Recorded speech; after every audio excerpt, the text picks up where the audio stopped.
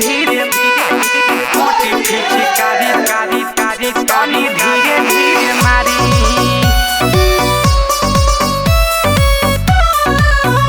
तनी धीरे धीरे मारी Presents by Rekha Films. भीतर भीतर मोर मनवाला जाला का कहीं ए जीजा कहल ना जाला हाँ हाँ भीतर भीतर है हमर मनवाला जाला का कहीं ए जीजा कहल ना जाला करतन काहे अत्याचार है भारी करतन काहे अत्याचार भारी बाटे मोटे पिचकारी तनी धीरे धीरे मारी धीरे धीरे मारी हर कहाँ चे कुंवारे हम बानी अभी नारी जीजा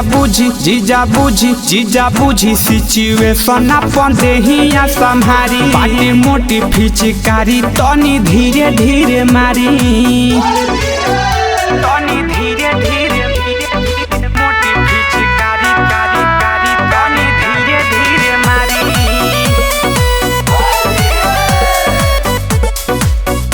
तनी धीरे धीरे मारी छोड़ी जीजा जी जानी करी डरामा देखली ही दीदी तो हो जाई हंगामा हई हम साली शहरम करी थोड़ी जी देखली हमर यारवा तो रउआ के न छोड़ी जी बतिया के मोरा रउआ जन टारी बतिया के मोरा रउआ जन टारी बाटे मोटे पिचकारी तनी धीरे धीरे मारी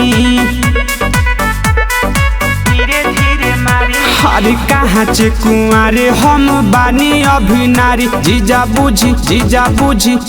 बुझी सिचुएशन अपन देहिया संभारी बाटे मोटी पिचकारी तनी धीरे धीरे मारी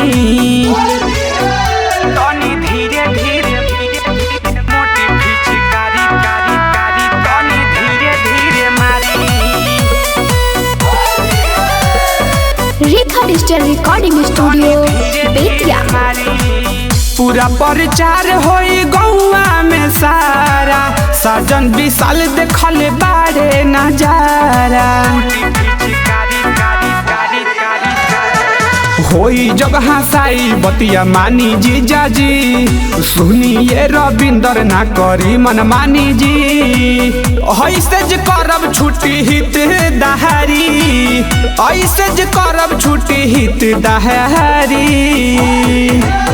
बाटे मोटे पिचकारी तनी धीरे धीरे मारी